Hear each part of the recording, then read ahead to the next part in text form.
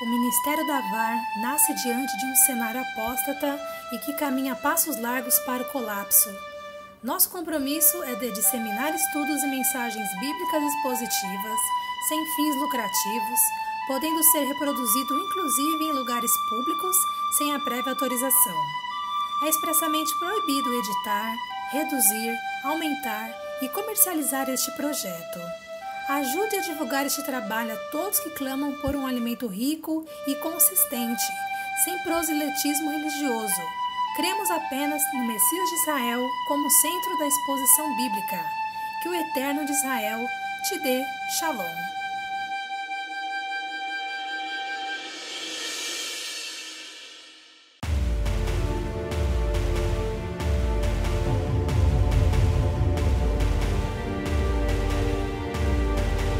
Acesse nosso site www.ministériodavar.com. A biografia de João Batista. Introdução.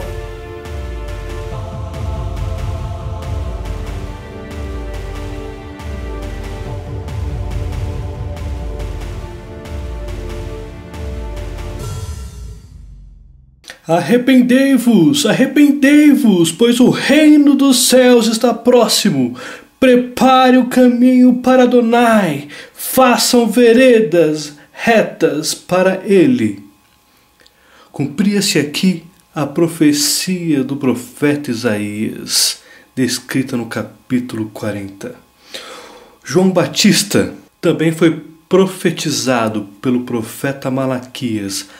Em Mateus capítulo 3, versículo 2, ele diz: arrependei-vos porque está próximo o reino dos céus. No versículo 7 do mesmo capítulo, vendo, porém, ele, que muitos fariseus e saduceus vinham ao batismo, disse-lhes: quem vos induziu a fugir da ira vindoura? Produzi, pois, fruto digno de arrependimento, e não comeceis a dizer entre vós mesmos: temos por pai Abraão, porque eu vos afirmo que destas pedras Adonai pode suscitar filhos a Abraão. Já está posto o machado à raiz das árvores. Toda árvore, pois, que não produz bom fruto, é cortada e lançada ao fogo. João Batista, ele provavelmente foi criado entre os essênios, o que justificaria o estilo de vida que João Batista tinha. Ele vestia-se com roupas feitas de pelos de camelo, usava cinto de couro na cintura e comia gafanhotos e mel silvestre. Ele causou um alvoroço tão grande em Jerusalém que muitas e muitas pessoas iam até ele, da Judéia, do Jordão e de outros lugares, e eles reconheciam seus pecados e se batizavam com o batismo do arrependimento. Os essênios eram um grupo de judeus, provavelmente os mais piedosos da época. Eles não pertenciam ao grupo dos saduceus e nem dos fariseus, obviamente. Eles abriam mão de suas vidas materiais, de suas posses materiais e dedicavam-se apenas à leitura e à obediência da Torá. Então, eles cultivavam suas próprias comidas, não se envolviam com questões políticas ou com outras questões que não fosse apenas a obediência à Torá. E eles ali viviam de uma forma isolada, em comunidade. Era um grupo de judeus, e esse grupo de judeus, eles tinham horas onde eles faziam as orações, eles faziam leituras frequentemente durante o dia, cultivavam suas comidas, bebidas. Tinham sinagogas em cada comunidade e eram cerca de 40 mil homens judeus. E eles abriram mão de tudo e ficavam nessas regiões isoladas e principalmente em regiões desérticas. E ali eles se dedicavam a Adonai. João Batista provavelmente foi criado com os essênios, justamente pelo estilo de vida que João Batista tinha. pelo estilo de alimento e por ele pregar no deserto. Então ele comia gafanhotos e mel silvestre, e ele pregava justamente nas regiões desérticas, onde o povo saíam das cidades e vinham até ele buscando a salvação através de Adonai. Então, através de João Batista, cumpre-se a profecia do profeta Isaías e do profeta Malaquias, onde foi dito no capítulo 40, voz do que clama no deserto, preparai o caminho de Adonai, endireitai no ermo a vereda, o nosso Deus Elohim. E aqui cumpre-se em João Batista, o judeu que prepararia o caminho para o Messias, para o Mashiach de Israel. Em Malaquias, capítulo 3, versículo 1 da Tanakh, do Antigo Testamento, diz: eis que eu vos envio o mensageiro que preparará o caminho diante de mim. Aqui agora o profeta Malaquias, profetizando a vinda de Elias, ou seja, do profeta João Batista. João Batista possuía características muito semelhantes ao do profeta Elias. No entanto, obviamente, quando nós falamos de grandes profetas, obviamente entendemos como Elias, como Moisés, como Moshe. No entanto, João Batista não fez nenhum prodígio, não abriu o mar como Moshe, também não fez descer fogo dos céus para consumir os idólatras, mas ele foi um profeta que enfrentou a iniquidade, a idolatria da nação, enfrentou o sistema religioso, enfrentou os corruptos, enfrentou a nação. Ele tinha um temperamento forte, colérico, onde ele, sem temer, enfrentava a iniquidade de um povo. Muitas e muitos judeus, gentios, iam até ele, até o deserto. O alvoroço que ele fez era tão grande em Jerusalém, em suas redondezas, no Jordão, Judéia. Muitas e muitas e muitas pessoas iam até ele, ao ponto de acharem que era ele o próprio Messias. Mas não, ele foi profetizado como o Elias que viria novamente. Vamos fazer algumas análises aqui de datas através de João Batista. Antes do aparecimento de João Batista, César Augusto morre em 19 de agosto de 14 depois de Cristo e sobe o imperador Tibério no ano 14 depois de Cristo e seu reinado vai até 37 depois de Cristo.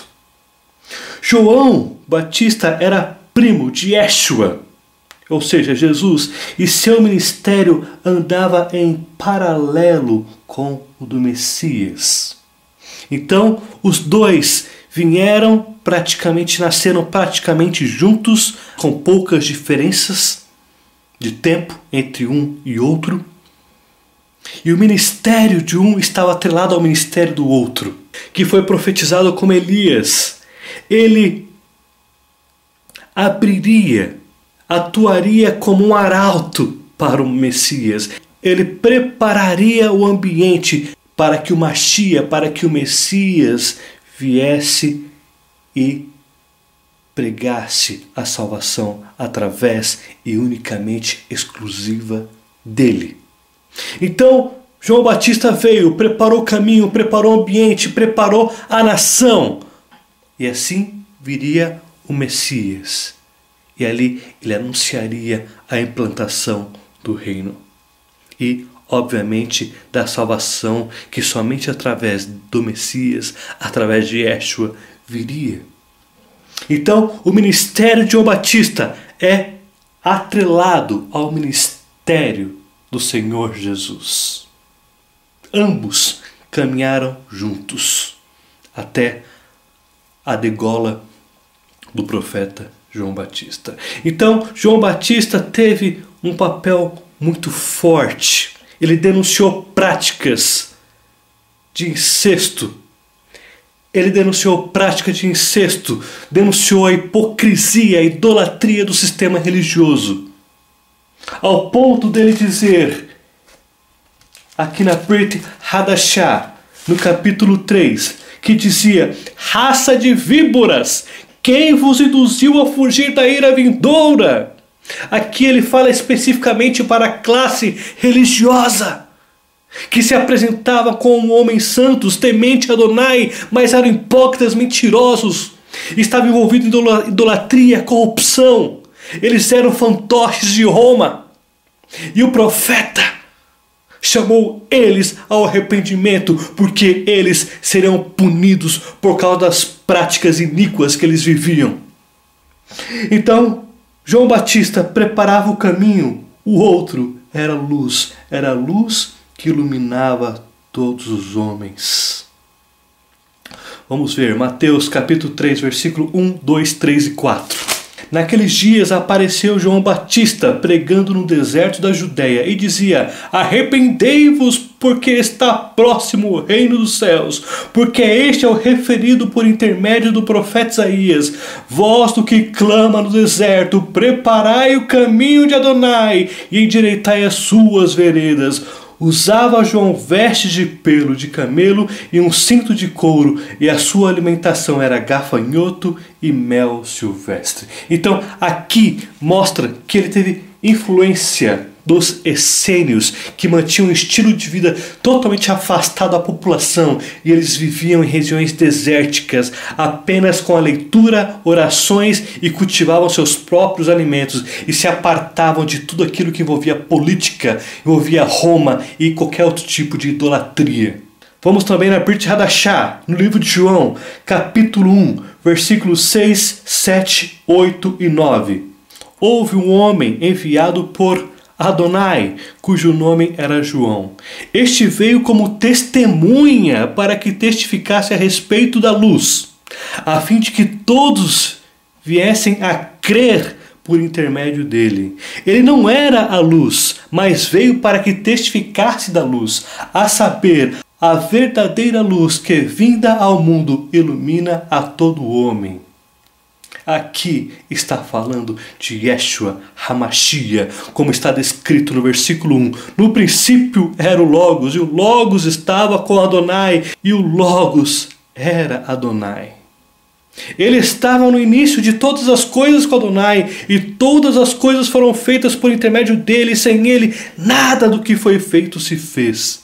A vida estava nele, e a vida era a luz dos homens. Então aqui está falando Yeshua HaMashiach, aquele que através dele iniciaria a nova aliança, que inclusive estará brevemente sobre Israel, que será restaurada, que eles poderão usufruir da nova aliança como nação.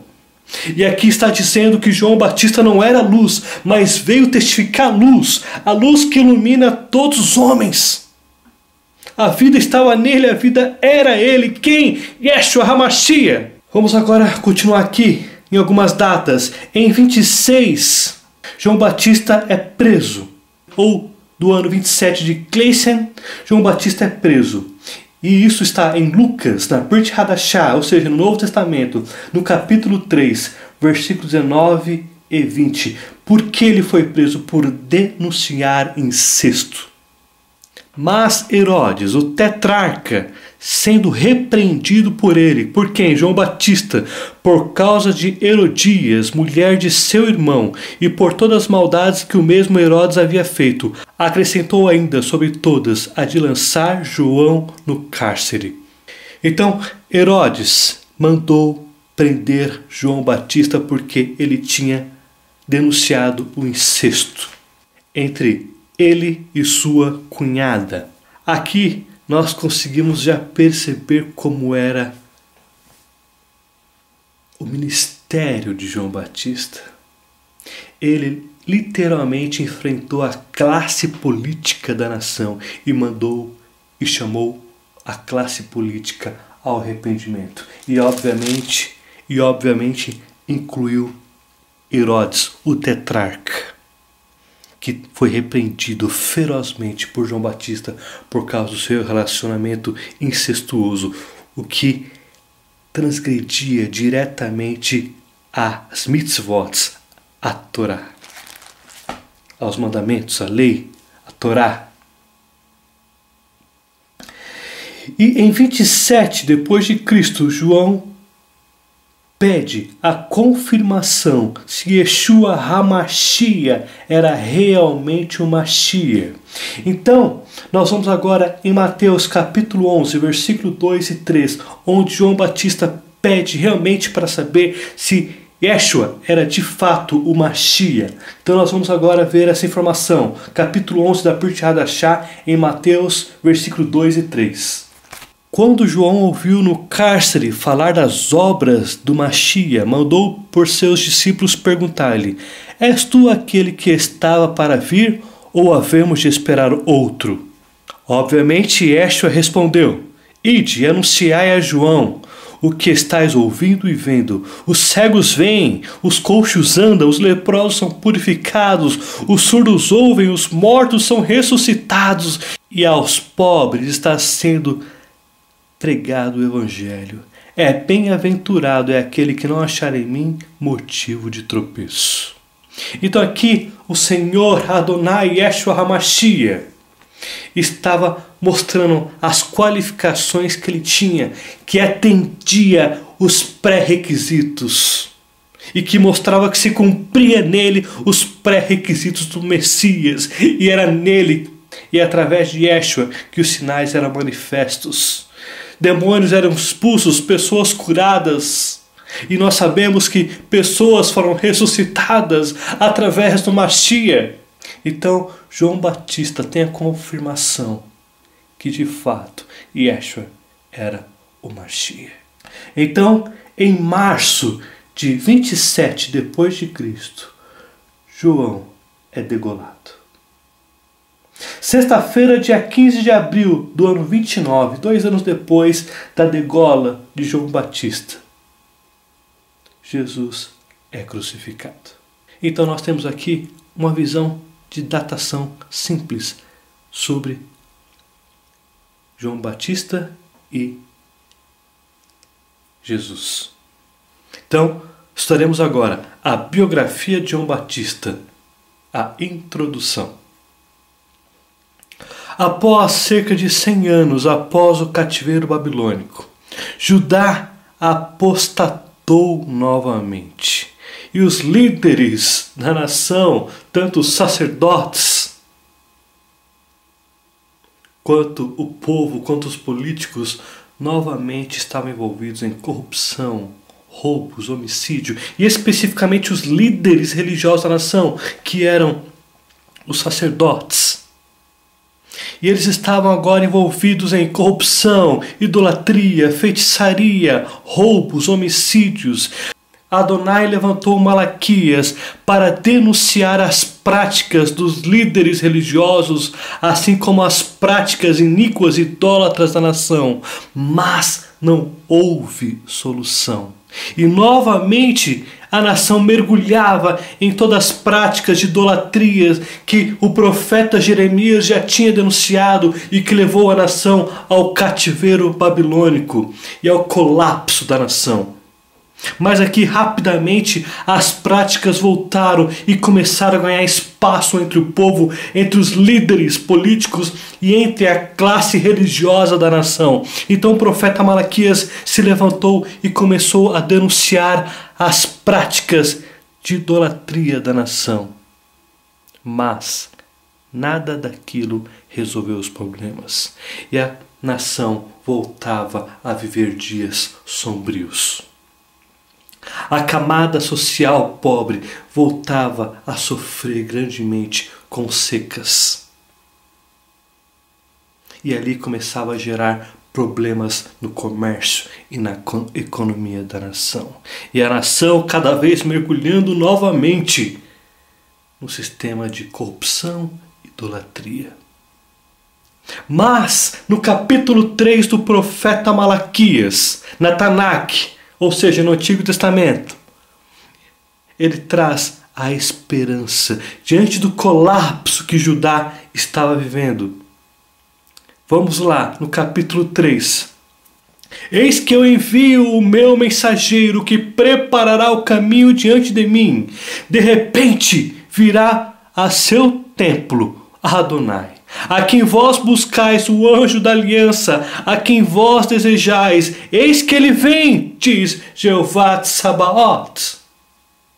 Aqui o profeta Malaquias, diante das denúncias que ele fez em relação aos sacerdotes, em relação às práticas da nação, do povo, dos ricos, dos pobres, dos sábios, dos não sábios, que estavam mergulhados em idolatria, roubo, homicídio, exploração dos pobres. Aqui Malaquias está dizendo que será enviado um que preparará o caminho para que venha o anjo da aliança, que venha Yeshua HaMashiach, o Mashiach, que transformará a história de Israel e de todas as nações da terra e mudará a história da humanidade.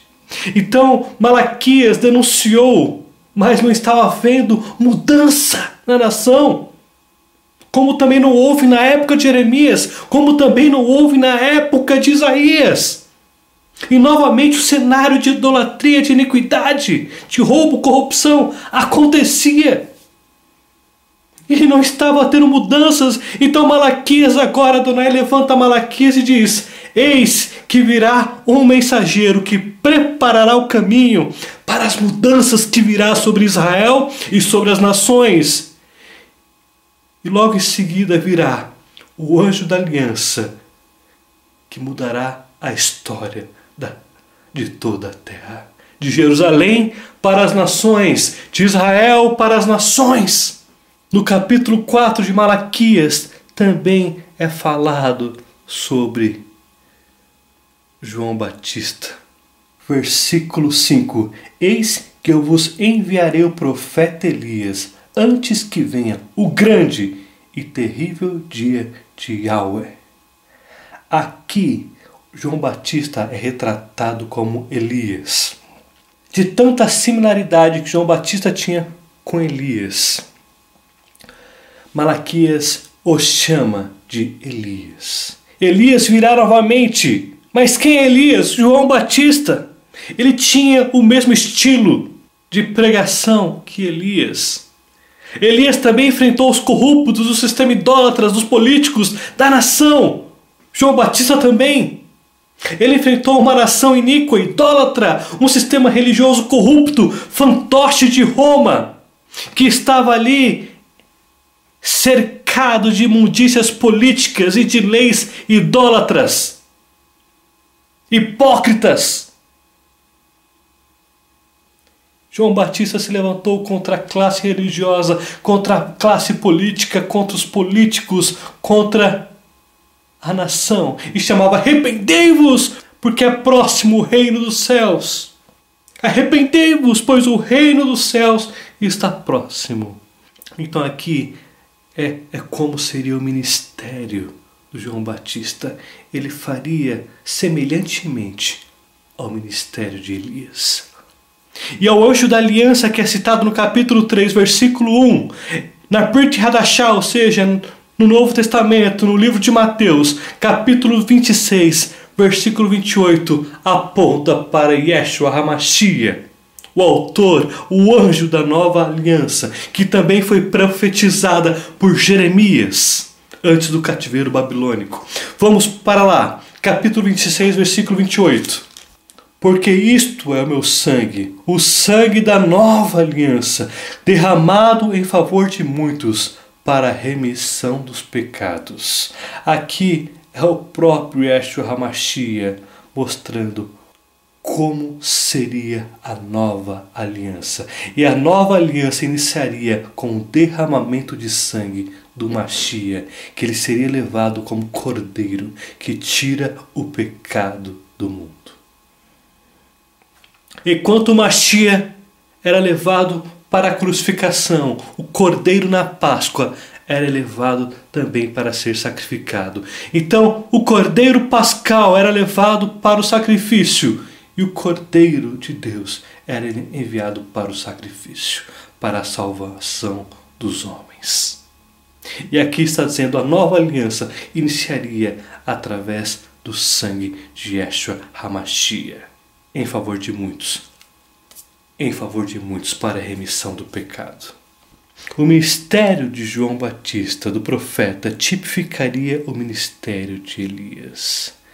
Ele denunciaria as práticas de idolatria do sistema político, dos sacerdotes, como também enfrentaria e contestaria todos através da Torá e chamaria ao arrependimento.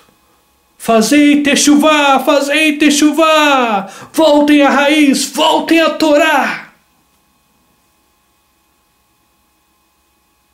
O ministério de João Batista seria um ministério de juízo sobre uma nação idólatra e sacerdotes corruptos, fantoches de Roma.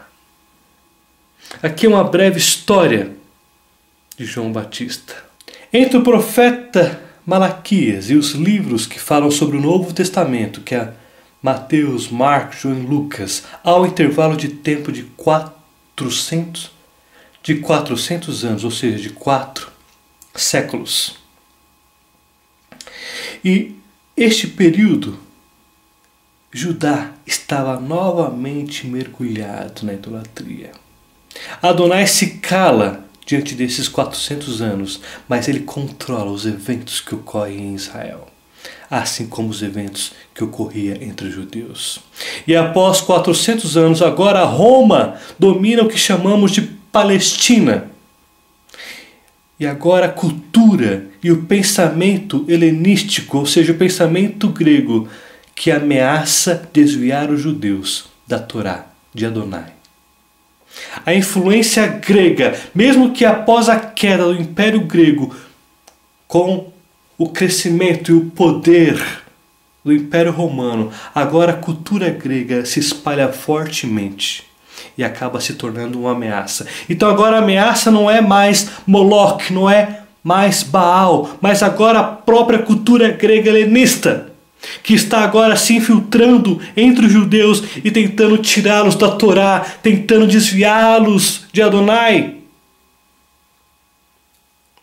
Então imagine como estava o cenário no tempo do profeta João Batista, no tempo de Yeshua HaMashiach. A nação estava mergulhada no sistema helenista de adoração aos deuses gregos, assim como os deuses romanos, que incorporaram os deuses gregos especificamente, em grande maioria.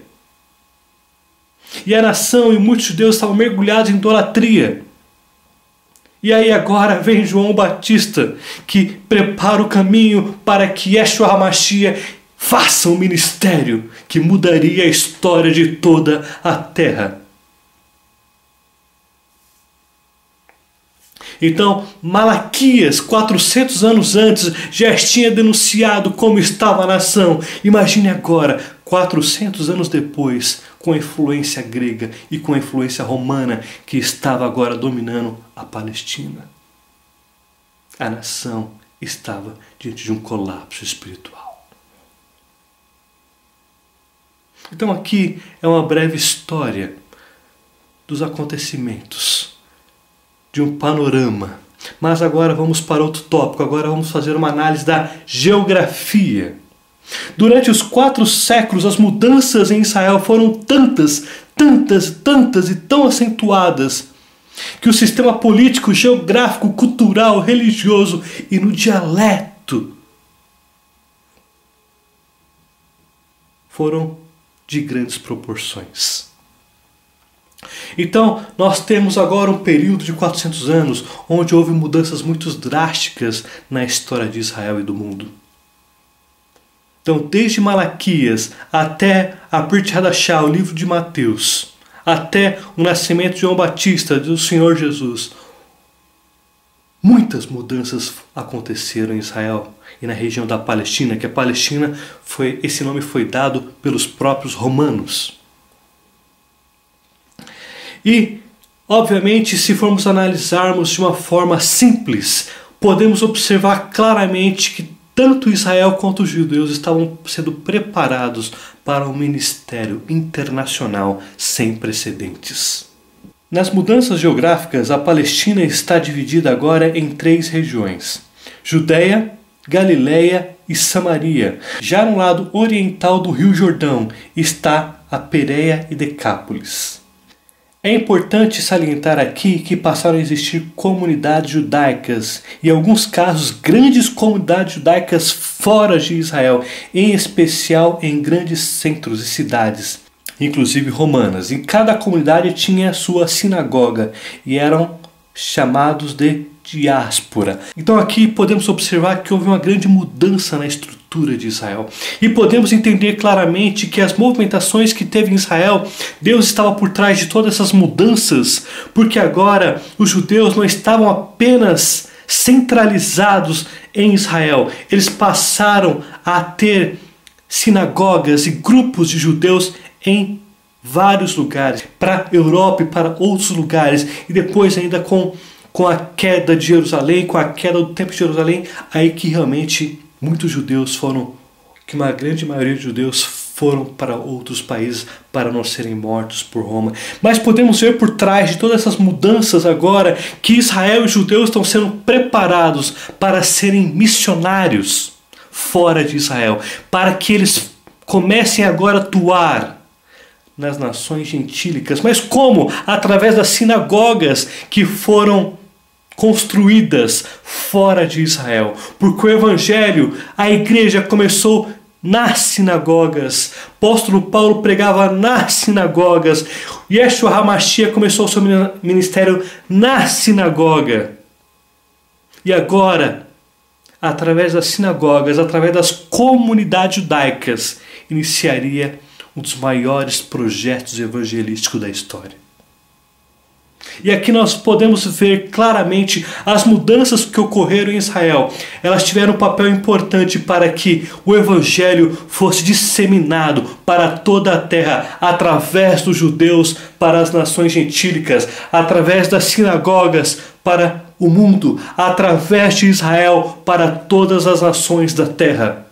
Então aqui há uma mudança geográfica sem precedentes em Israel nesses 400 anos entre Malaquias e os livros que falam sobre o Novo Testamento. Agora vamos falar da política e religião. Agora há 2 partidos religiosos, os principais, mas também há outros, esses são os principais, que é os saduceus e os fariseus. Assim como também há 2 partidos políticos, os zelotes e os herodianos. Tanto o formato político quanto religioso não existiam no Antigo Testamento, ou seja, até Malaquias, na Tanakh. Ou seja, este formato também foi um formato novo, que todas essas mudanças ocorreram desde Malaquias até o início dos livros do Novo Testamento. Dentro do sistema religioso havia os escribas, que eram os mestres da lei, ou seja, da Torá. A primeira menção deles ocorre no ministério do profeta Jeremias. Há também os rabinos que desempenham o papel de professores. E os principais sacerdotes, que eram um grupo de uma identidade própria. O templo não é mais aquele templo humilde, modesto, construído pelos judeus após o cativeiro babilônico. Agora é um mega complexo e em todas as cidades possuía uma sinagoga, um lugar para prestar culto e estudar a Torá, a Tanakh. Então, a mudança, repetindo, ela foi tão grande que interferiu no sistema religioso, no sistema político. E agora também nós vamos ver que ocorreu também através dos idiomas. Então, vamos ver agora dos idiomas escritos. O idioma na Palestina não é mais o hebraico, e sim o aramaico. O aramaico é de origem semita também, como o hebraico, mas o aramaico era o idioma oficial dos assírios. E como obviamente os assírios invadiram o Reino do Norte, dominaram e tiveram alguns confrontos com Judá, e eles também se tornaram uma das maiores potências e obviamente a língua deles se tornaram mundial. E agora não é mais o hebraico, e sim o aramaico. Mas o hebraico ainda continua sendo o idioma dos judeus. O idioma comercial e do Império Romano é o grego. E através dessas mudanças que veio a Septuaginta e o Targums. Então podemos ver que a mudança que ocorreu nesses 400 anos afetou também o idioma. Então a língua oficial, o aramaico, a língua dos judeus, o hebraico, a língua comercial e do Império Romano é o grego. E o que veio a influenciar a Septuaginta, na tradução da Septuaginta e do Targums. Vamos agora fazer uma análise cronológica mais detalhada, mas ainda não abordarei todas as datas, até porque seria impossível pela questão do tempo, mas abordarei de uma forma mais detalhada a cronologia, aí mais ou menos desde a época da queda da Babilônia. Então vamos lá. Em 539 a.C., a queda da Babilônia, que ocorreu no reinado de Belsazar. De 486 a.C. a 465 a.C., agora Xerxes, o Assuero, que é o rei da região Média e da Pérsia. De 464 a.C. a 423, reina Artaxerxes I. Em 457 a.C., Esdras vai para Jerusalém. Em 445, Neemias vai para Jerusalém. 444 a.C., construção dos muros de Jerusalém. 433 a.C., inicia o ministério do profeta Malaquias. Em 427 a.C., nasce Platão. Em 423 a.C. a 404, reina Dario II. 404 a 359, Artaxerxes II. 399 a.C., a morte de Sócrates. 384 a.C., nasce Aristóteles. 336 a.C. a 331 a.C., Dario III é o que reina agora na Média e na Pérsia. E por fim, em 331 a.C., a queda do Império Medo-Persa, sob o governo de Dario III, derrotado por Alexandre o Grande. E agora o centro do poder mundial da Terra, ou seja, do Império Mundial, sai da Ásia e agora vai para a Europa com os gregos. Então, de uma forma resumida aqui agora, então o Império Babilônico foi de 612 a 539 a.C. O Império Medo-Persa foi de 539 a 332 a.C. A queda ocorreu no ano 331 a.C. e nasce agora um novo império, o Império Grego, que é de 332 a.C. a 146 a.C. E em 146 a.C. nasce o maior império que a Terra teve até aquele momento, o Império Romano, que vai até 476 depois de Cristo. Então, o Império Romano nasce em 146 a.C. Ainda não é o Império 146, mas os romanos que já dominam as nações e já derrotou aqui Alexandre o Grande e já possui agora o poder sobre Grécia. E este império vai até 476 depois de Cristo. Então começou antes de Cristo e terminou bem depois de Cristo. Alexandre o Grande fica no trono de 336 a.C. até 323 a.C. Ele morreu aos 33 anos e a cultura grega influenciou a história do mundo. Então, o Império Grego não durou muito, mas a influência grega foi algo extraordinário para o mundo e levou a cultura grega até os dias atuais, na matemática, na filosofia, em outras áreas, inclusive nas legislações. E aqui, durante o Império Romano, a influência grega era muito forte, porque inclusive os deuses gregos foram imputados pelos romanos. E os romanos não tinham grandes criatividade no desenvolvimento da nação e das suas cidades, ou onde estava o seu poderio. E grande parte do conhecimento romano era de influência grega. Eles simplesmente copiavam tudo. Eles simplesmente copiavam o que os gregos já tinham feito, inclusive o sistema idólatra dos gregos. Em 332, Alexandre o Grande ele tratou os judeus com grande consideração e poupou Jerusalém. Inclusive, ele ofereceu a eles incentivos para se estabelecerem em Alexandria, no Egito. No entanto, após a morte de Alexandre o Grande, o seu império foi dividido em 4 dos seus generais. A Palestina ficava entre a Síria e o Egito. A Síria foi dada a Seleuco e o Egito a Ptolomeu. A Palestina foi dominada primeiro pela Síria, mas depois passou para o Egito em 301 a.C. e permaneceu sob o domínio egípcio até 198 a.C.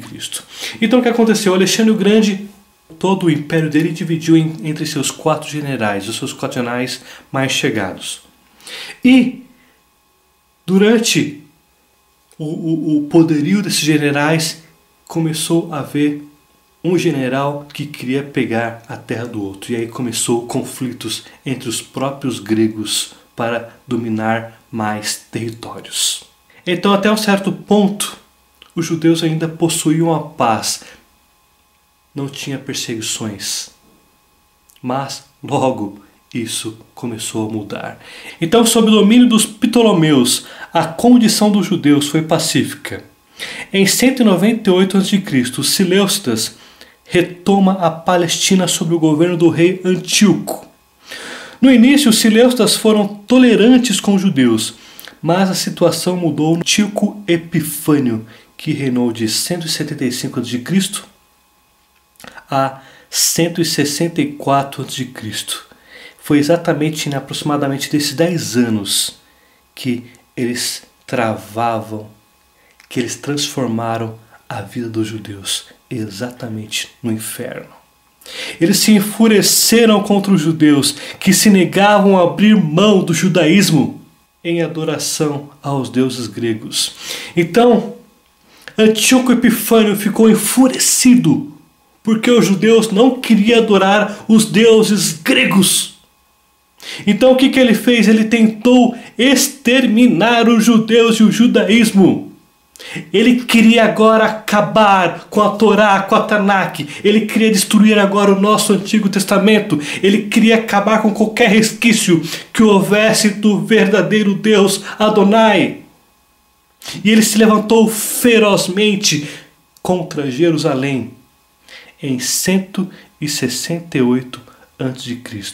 Sacrificou no templo um porco. Depois levantou um altar a Zeus no templo. Zeus era o principal deus grego que foi incorporado aos romanos e os romanos chamavam ele de Júpiter. Proibiu culto no templo em Jerusalém. Os judeus não mais podiam adorar no seu templo, o templo de Adonai, o templo que foi erguido após o cativeiro babilônico, que Ageu profetizou, que Neemias ajudou a reconstruir os muros em torno de Jerusalém. Agora os gregos se levantaram fortemente para destruir os judeus e tudo que estava atrelado ao verdadeiro Deus. Então eles proibiram o culto no templo, eles proibiram a circuncisão sob pena de morte.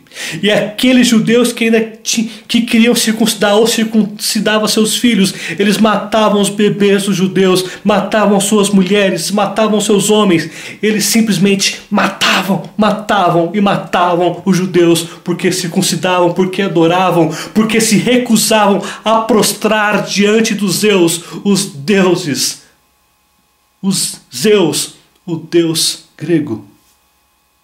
E eles escravizavam os judeus, destruíram suas casas, mandaram destruir inúmeros exemplares da Torá, da Tanakh. Usou inúmeros métodos de tortura para com os judeus, para fazê-los negar ao judaísmo. Ali, nesse período de Antíoco Epifânio, era literalmente um cenário de nazismo contra os judeus. E a história se repetia. Novamente.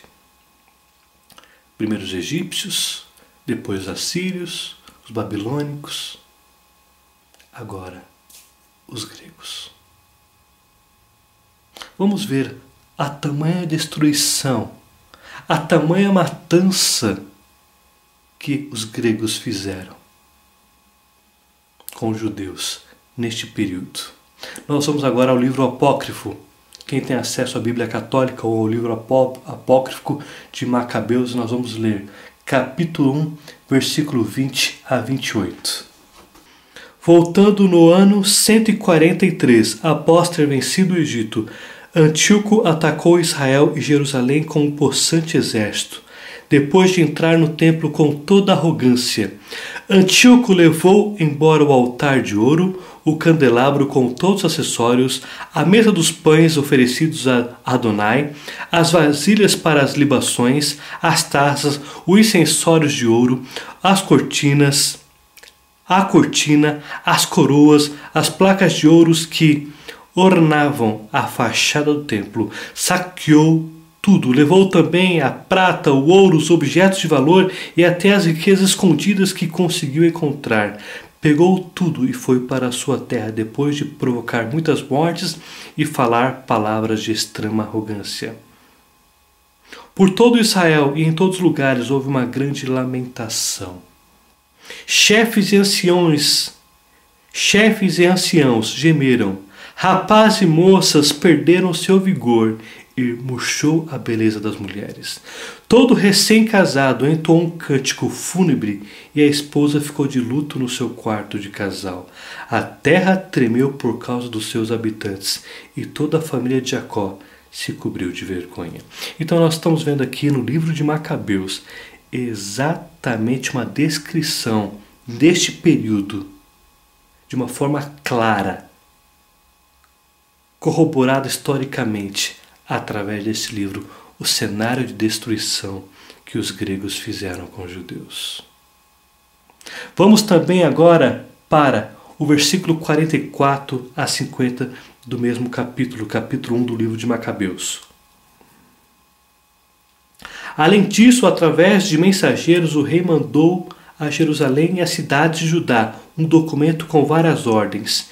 Tinham que adotar a legislação estrangeira, proibia oferecer holocaustos, sacrifícios e libações no templo e também guardar os sábados e as festas, mandava contaminar o santuário e objetos sagrados, construindo altares, templos e oratórios para os ídolos e imolar porcos e outros animais impuros, e ordenava que não circuncidasse os filhos e que profanassem a si próprios com todos os tipos de impurezas e abominações. Então aqui Antíoco Epifânio IV, literalmente, foi um destruidor da vida judaica. Ele literalmente matou milhares de judeus por causa dos seus deuses, a ponto de sacrificar até os bebês judeus, porque eram circuncidados no 8º dia. Essa situação levou os judeus à revolta dos Macabeus, um dos momentos heróicos mais fantásticos dos judeus. Em 167 a.C. inicia o período dos Macabeus, que vai até o ano 63 a.C. Os Macabeus também são chamados de Asmoneus. Em 165 a.C. ocorre a rededicação do templo em Jerusalém, e é o que dá a origem à festa que é celebrada pelos judeus até hoje, que é o Hanukkah. Em 63 a.C. havia uma disputa interna em Israel, que levou a um conflito interno. Então, após essas conquistas que teve dos Macabeus, acabou tendo um conflito interno entre os próprios judeus, entre as lideranças, que levou agora, Roma já estava no poder, já estava praticamente se organizando como o maior império do mundo, e eles acabaram intervindo nessa disputa familiar entre judeus e tomou a Palestina para eles. Volto a observar que a palavra Palestina foi colocada pelos romanos, que até então a Palestina é Israel. E ainda até hoje a Palestina é Israel, mas separam a região da Palestina para dizer que a Palestina não é dos judeus, mas a Palestina sempre foi dos judeus, e aqui nós vemos a intervenção romana para possuir a Palestina. Então, a Palestina estava agora sob o domínio de Pompeu, que de 106 a.C. até 48 a.C. Em 27 a.C., Roma se estabelece, se organiza como império. Então, foi no ano 27 a.C. que de fato Roma se organiza como império. Não apenas como império, mas como o maior império da Terra e o mais poderoso de todos que até então tinha existido. Então, Pompeu, que invadiu a Palestina, aproveitou esse momento de disputa interna entre os judeus, entre a família inclusive, e tomou a Palestina deles e passou a governar sobre a Palestina.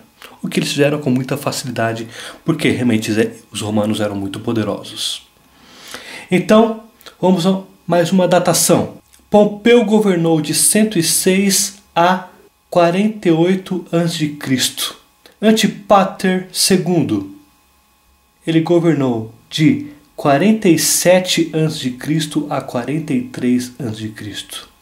Herodes o Grande, um dos mais cruéis governantes da Palestina, que inclusive matou sua mulher e matou sua mulher Mariana e matou 3 filhos seus porque ele não queria que eles governassem. Governou de 37 a.C. a 4 a.C. E aqui, já César Augusto, o imperador, assumiu no ano 27, quando Roma se organizou como império, e ele governou até 14 depois de Cristo. Então, César Augusto era o maior nome do Império Romano. Ele foi o primeiro imperador de Roma, e que obviamente os governantes da Palestina e de outras regiões tinham que se submeter a ele. Então agora vamos fazer uma análise também sobre a data de João Batista e de Yeshua HaMashiach. João Batista nasce em 1º de outubro de 6 a.C. Yeshua HaMashiach nasce em 1º de abril de 5 a.C. Existe aí para alguns uma divergência, que eles dizem que Yeshua HaMashiach nasceu ali entre agosto e setembro, mas existem algumas diferençazinhas que envolvem algumas questões do templo, que realmente mostra que Yeshua HaMashiach nasceu em abril, especificamente no dia 1º de abril. O ministério de Yeshua começa quando ele tinha exatamente 30 anos. E o batismo dele foi no ano 26. Já o ministério de João Batista começou ali abril ou outubro do ano 25 depois de Cristo. Então aqui finalizamos a introdução da biografia de João Batista.